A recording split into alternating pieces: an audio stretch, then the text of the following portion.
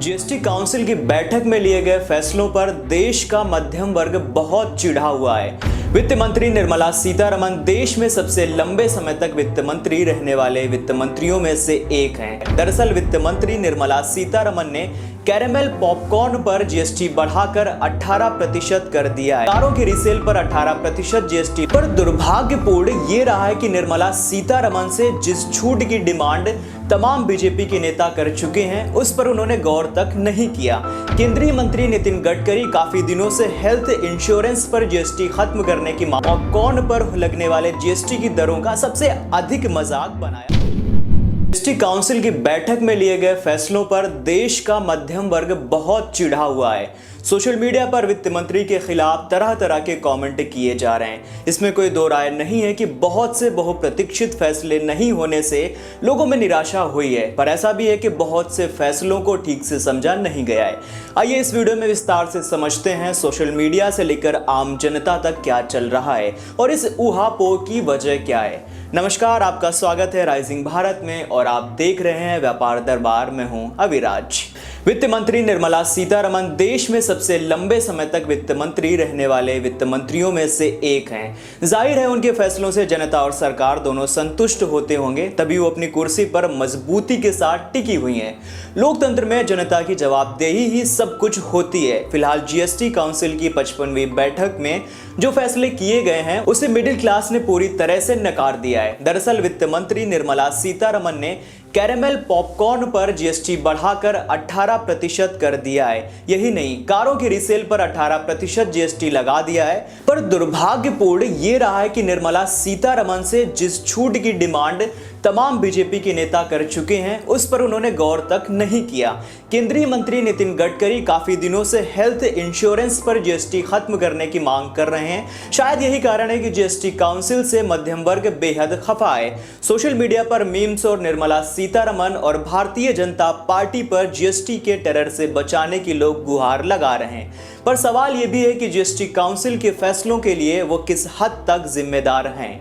चलिए सबसे पहले समझते हैं कि उनकी आलोचना क्यों की जा रही है। देखिए, अभी 2 दिन पहले ही जीएसटी काउंसिल की बैठक में लिए गए जिन फैसलों पर सरकार की सबसे अधिक आलोचना हो रही है उनमें कारों की रीसेल और पॉपकॉर्न पर लगने वाले जीएसटी की दरों का सबसे अधिक मजाक बनाया जा रहा है। विवाद तब शुरू हुआ जब यह पता चला कि नमकीन पॉपकॉर्न को नमकीन की श्रेणी में रखा गया है और उस पर कम रेट से टैक्स लगाया गया, जबकि कैरेमलाइज्ड पॉपकॉर्न को मिठाई के रूप में वर्गीकृत किया गया जिस पर अधिक टैक्स लगाया गया। पॉपकॉर्न पर 3 अलग अलग स्लैब यानी कि 5%, 12% और 18% के तहत टैक्स लगाया जाएगा।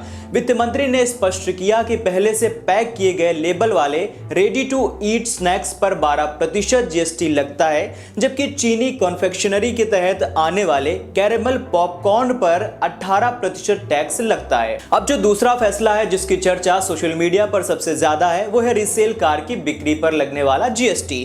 जीएसटी काउंसिल की बैठक में पैनल ने बिजनेस वेंचर द्वारा बेची गई यूज्ड ईवी पर 12% की जगह 18% जीएसटी को मंजूरी दे दी।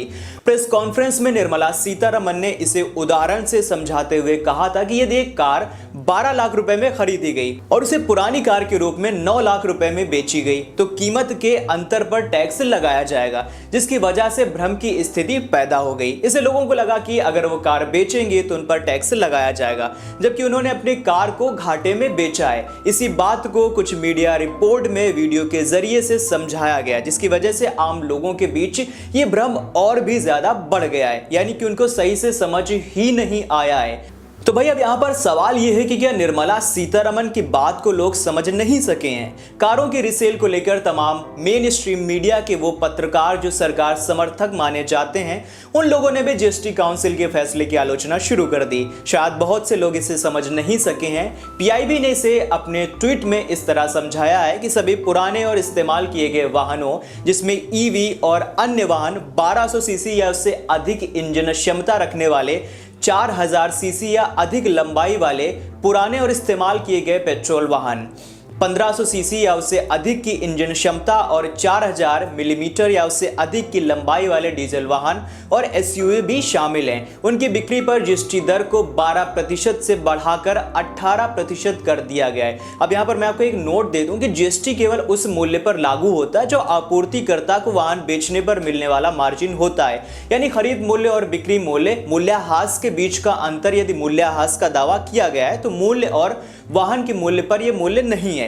साथ ही ये अपंजीकृत लोगों के मामले में भी लागू नहीं है। इसे इस तरह भी समझ सकते हैं, देखिए एग्जांपल के साथ, यदि आप 15 लाख रुपए में कार खरीदते हैं और इसे किसी दोस्त या रिश्तेदार या फिर जानकार को 11 लाख रुपए में बेचते हैं तो आपको कोई जीएसटी इस पर नहीं देना पड़ेगा। पर यदि यही कार कोई बिजनेस वेंचर जैसे कि कार्स 24 या स्पिनी आदि बेचते हैं तो उन्हें जीएसटी देना पड़ेगा। जैसे यदि कोई डीलर 13 लाख रुपए में कार खरीदता है और उसे 17 लाख रुपए में बेच देता है तो 18% जीएसटी केवल 4 लाख रुपए के प्रॉफिट मार्जिन पर उसे देना होगा। इसका मतलब यह हुआ कि यह पुरानी गाड़ी खरीदते समय फिर चाहे वे पेट्रोल, डीजल या फिर ईवी 18% टैक्स प्रॉफिट मार्जिन पर उनके देना होगा।